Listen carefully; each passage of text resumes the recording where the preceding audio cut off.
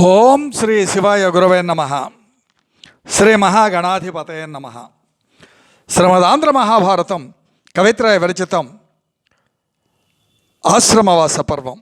కృతికర్త తిక్కన సోమయాజి. అమృతవర్షణ ధారావాహిక 396వ రోజు.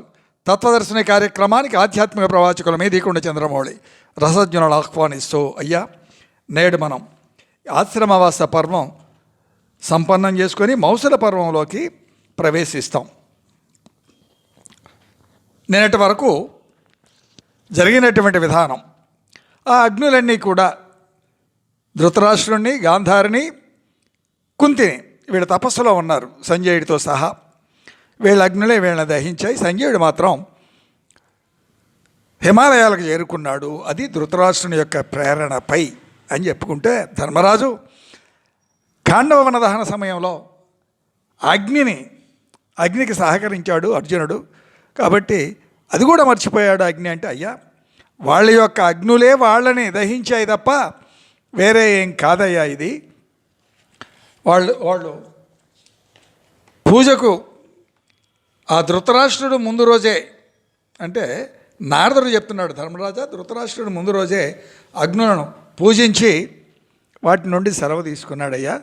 ఋత్విజులు ఆ అగ్నులను అడవిలోనే ఉద్వాసన పలికారు. వాళ్ళు మరలి వెళ్ళిపోయారు. అంటే ఉద్వాసన పలికి వెళ్ళిపోయారు అంటే నిశ్చయం అయిపోయింది. ధృతరాష్ట్రుడు కూడా సూచనప్రాయంగా వెళ్ళమన్నట్టు. కాబట్టి ఆ అగ్నులే అడవిని కాల్చి ఆ స్వీయ అగ్నియే ధృతరాష్ట్రుడిని మృతిని చేసింది. కుంతిని, గాంధారిని, ధృతరాష్ట్రుడిని అని చెప్పుకుంటూ ఉన్నాం. ఏం అర్థమవుతుంది? స్వీయ రచన చిన్న నుతిగా మీకు సమర్పిస్తూ ఉన్నాను. నేటి విషయాన్ని ప్రవేశానికి ముందుగా ఆనవాయితీగా, నిత్య విధులవశ్యమాచరణీయములు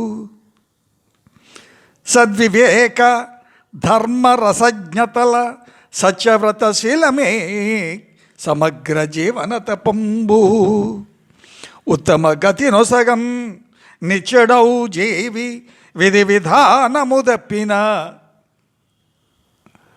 ఉత్తమ గతి నొసగన్ అనిత్యుడౌ జీవి అనిత్యుడౌ జీవి విధి విధానము దప్పిన భోక్త జీవి కర్మఫల సత్యాకృతి దాల్చు అనుల్లంఘనీయమదే దైవ శాసనం భుజుమి.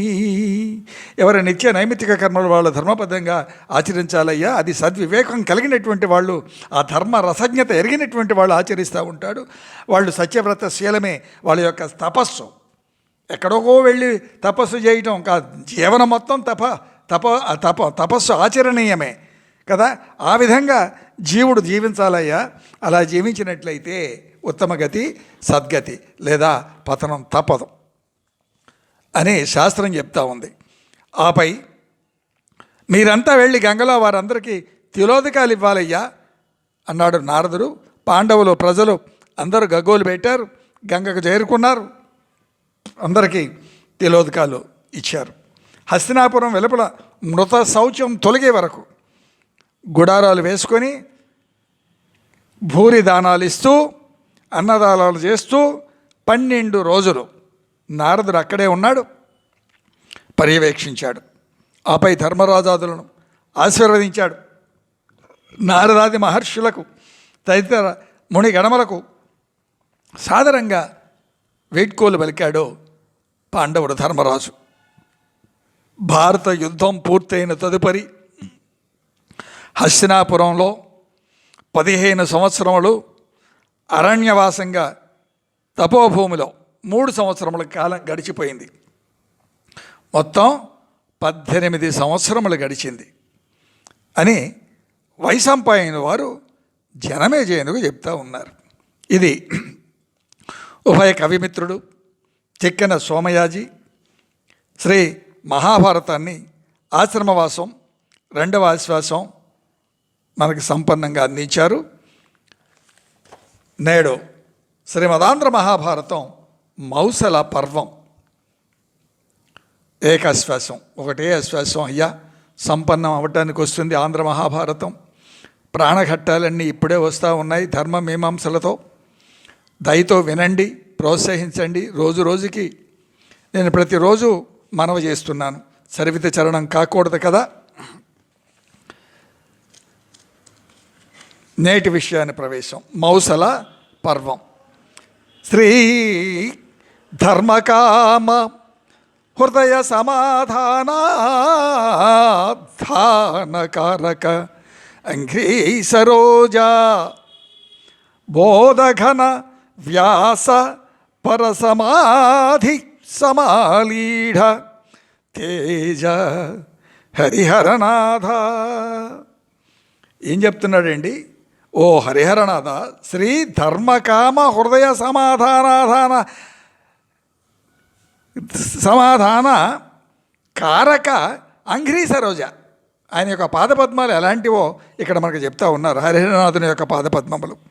ఓ హరిహరనాథ, శిరిని శ్రీ ధర్మాన్ని కామాన్ని, శ్రీ ధర్మ కామ ఈ మూడింటిని కోరుకునేటువంటి మనుషులకు నీ పాదపద్మములు నెమ్మదిని ఇస్తాయి. నీవు వ్యాసాది మహర్షుల యొక్క పరసమాధిలో, అంటే నిర్వికల్ప సమాధి, దాన్నే పరసమాధి అంటారు, ఆస్వాదించబడినటువంటి తేజము కలిగినటువంటి వారిని మాత్రమే నువ్వు దర్శిస్తారు. నిన్ను అటువంటి వారు నీకు నమస్కరించగలుగుతారు. కాబట్టి నీకు నమస్కారం. అంటే సేవించుకోవాలన్నా, ఆ సేవాభాగ్యం దక్కాలన్నా, జీవన వైభవం, జీవన విధి విధానం ఎలా ఉండాలి? మనం వస్తున్నాడు అంటే తిరుపతి ఇంకన్నా పారిపోకూడదు కదా. మొన్నటిదాకా జరిగింది అదే. కాషాయం వేసుకుంటాం, మన ఇష్టం వచ్చినట్లు మాట్లాడతాం. చాలా తెలివిగా హైందవ ఇప్పుడు సూది దూరినట్లుగా దూరి కుట్టడమే హైందవ సమాజాన్ని నిర్వీర్యం చేయటానికి. ఇది కాషాయం, మరి పెద్ద బొట్టు, ఇవి ఎకిలి నవ్వు, వీళ్ళ వెనక ఒక వర్గం. మన్నించాలి సీతారాం. ఆ ఫలాలు కూడా అలాగనే ఉంటాయి. జనమేజయునితో వైశంపాయనుల వారు ఈ విధంగా అంటూ ఉన్నారు. ధర్మరాజా, పట్టాభిషిక్తుడై, అంటే ధర్మరాజు పట్టాభిషిక్తుడై 35 సంవత్సరములు గడిచిందయ్యా. 36వ సంవత్సరంలో భయంకర ఉత్పాతాలు. అంతకుముందు 18 ఏళ్ళు పరిపాలించారు. ఆ తర్వాత మళ్ళీ ఇప్పుడు ఇక్కడికి అరణ్యవాసానికి వచ్చారు, తపోభూమిలో. ఇప్పుడు ఇదొక 18 ఏళ్ళు గడిచాయి. అంటే 35 సంవత్సరములు గడిచిపోయింది. ఇది 36వ సంవత్సరంలో భయంకర ఉత్పాతాలు, ఇసుక వర్షాలు, సూర్యుణ్ణి ప్రవేశించి మొండేలు, ఇవన్నీ కూడా గోచరిస్తూ ఉన్నాయి. పిడుగులు, ఉల్కలు, మేఘాలు లేకనే రాలిపోతూ ఉన్నాయి అని చెప్తా ఉన్నారు. అంటే గాంధారి శాపం విశ్లేషణ అండి. 36వ సంవత్సరం యాదవ నాశనం తప్పదన్నది గాంధారి. ఎందుకు నువ్వు సమర్థుడైండి కూడా దీన్ని ఆపలేదయా? ఏ విధంగానైతే కౌరవులు వీళ్ళు నశించారో నీ వంశం కూడా అంతే నశిస్తుందని మహాపతివ్రత కనుక గాంధారి శాపం. శ్రీకృష్ణుడికి నిత్యం ప్రకృతి యొక్క వైపరీత్యములు జరుగుతూనే ఉన్నాయి. శ్రీకృష్ణ బలరాములు వారిద్దరూ తప్ప యాదవులంతా ఒకరితో ఒకరు పోరాడి మరణించారయ్యా. విన్నాడు, సోదరులకు చెప్పాడు ధర్మరాజు. అందరూ విలిపించారు. ఇదంతా ఎవరు చెప్తున్నారు? నారదుడు చెప్పాడు. యాదవులు ఏ తీరున మరణించారయ్యా? జనమేజయుడు జనమేజయుడిని వైశంపాయనుడు అడగ్గా ఆయన జనమేజయునకు వివరిస్తున్నారయ్యా. చాలా కాలం క్రితం కణ్వుడు, నారదుడు, విశ్వామిత్రుడు తమ తమ శిష్యులతో కలిసి శ్రీకృష్ణుని దర్శించాలనే ఒక కోరికతో వాళ్ళంతా కూడా భక్తిగా శ్రద్ధగా ద్వారకా నగరానికి వచ్చారు. వారు ఆ ద్వారకాపుర వీధులలో అలా వెళుతూ ఉన్నారు, స్వామిని దర్శించుకుందాం కదా అని. అంత ఏమైందండి, వృష్టి, ఈ వంశానికి చెందినటువంటి కొందరు యువకులు వృష్టి వంశజులు, ఎవరు వాళ్ళు, సాంబుడనే వానికి ఆడపిల్ల వేషం వేశారు. కపట వినయములతో ఆ ఋషుల దగ్గరకు వచ్చి, అయ్యా, ఈ స్త్రీ బభ్రుడి పెండ్లాం, ఈమెకు సంతానం కలుగుతుందా అని వెటకారంగా అడిగారు. ఋషులు వాళ్ళకి తారాస్థాయికి కోపం పెరిగిపోయింది. వాళ్ళు త్రికాలవేదులు కదా, వాళ్ళతో మాట్లాడే పద్ధతి అంటే కాలోతి దురతిక్రమ అంటే ఇదే. పోగాలము దాపరించినా ఇలాంటి పెదప బుద్ధులే పుడతాయి. తలలు పడే నాటికి కాళ్ళు వాటంతా అవే లాక్కెళతాయి అంటారు కదా. దామోదరుండు హలధరుండును దక్కంగా యాదవులెల్లరూ అమ్ముసలము అద్భుత శక్తి కీటడుగుదురబ్బల కీటడుగుదురు అబ్బల దేవుండు తనదైన దేహమధిక నిష్టమై విడిచి వాన్నిధిన్ ప్రవేశించు భూషయ్యనుండగా ఆ చక్రధరుని జరయును రాక్షసి వెరపున బట్టి క్రమించు పొండని చెప్పి మెచు మనము కృష్ణునింక గనుటని ఎడుబుద్ధి మనము కృష్ణునింక గనుటని ఎడుబుద్ధి నమ్మహామునేంద్రులపుడు మరలి ఆత్మవాసములకు నరిగిరి తదనంతరంబ కృష్ణుడు అవ్విధంబు వినియే. ఏమి ఉత్పాతం అండి ఇది హరిహర. ఎప్పుడైతే ఆ బభ్రుడి పెళ్ళాం అని ఆ సాంబుడికి స్త్రీ వేషం వేసి ఈమెకు సంతానం కలుగుతుందని ఎటకారంగా ఆ ఋషుల్ని ప్రశ్నించారో, శ్రీకృష్ణ తనయుడు సాంబుడు వీడు, యాదవ కుల నాశనమైనటువంటి రోకలని కంటాడయ్యా వీడు, పో అన్నారు ఆ ఋషులు. అంటే వృష్టి కులంలో వాసుదేవునిగా కృష్ణుడు పుట్టాడని గీత అంటుంది వృష్టి కులంలో. కాబట్టి కృష్ణ బలరాములు దక్క అందరూ యాదవులను నశిస్తారు. బలరాముడు యోగనిష్ఠతో తన శరీరాన్ని వదిలాడు, సముద్రంలోనికి ప్రవేశించాడు బలరాముడు. శ్రీకృష్ణుడు నేలపై పరుండగా జర అనే రాక్షసి ఆయనను ఆక్రమించి చంపుతుంది అన్నారు ఆ మునులు. వారాపై ఇంత జరిగిన తర్వాత కృష్ణుని ఎలా దర్శించాలి అని సంకట పరిస్థితిని భరిస్తూ ఇది సమంజసం కాదు కదా అని ఆయన దర్శించుకోకుండానే నిష్క్రమించారు. చూడండి విధి ఎంత బలీయమో.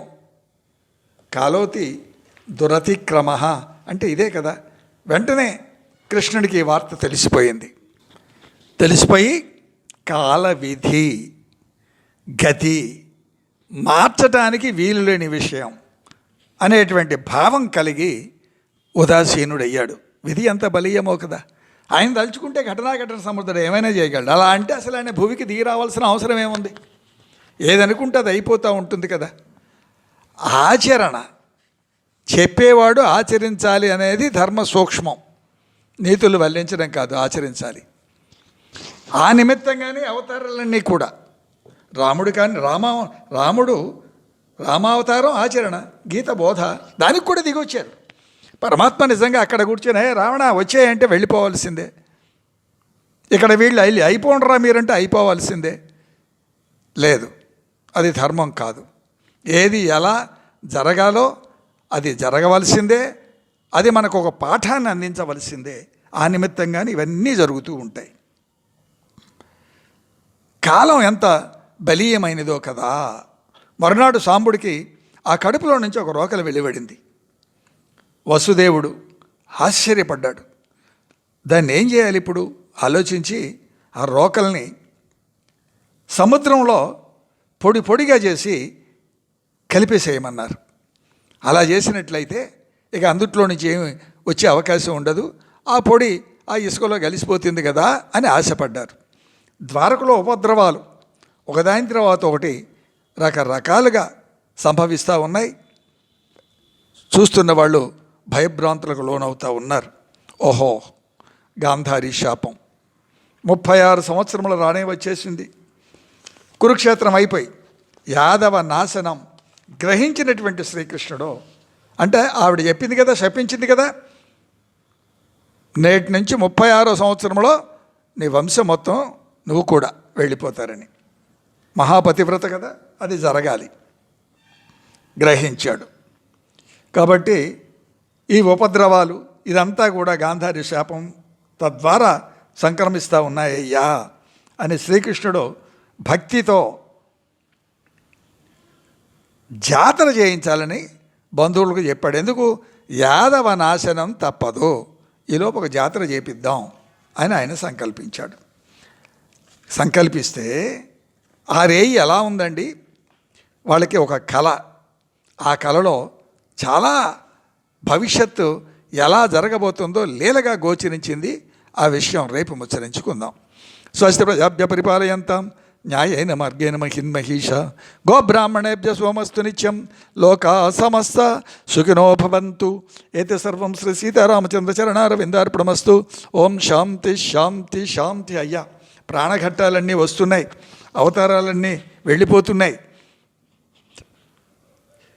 బహు జాగ్రత్తగా వినమనవి. ఇంతవరకు విననటువంటి వాళ్ళు నాకు తెలుసు చాలామంది. ఎగనైనా విని తరించ ప్రార్థన. శ్రీరామ ఛానల్ సబ్స్క్రైబ్ చేయమనవి. సీతారాం.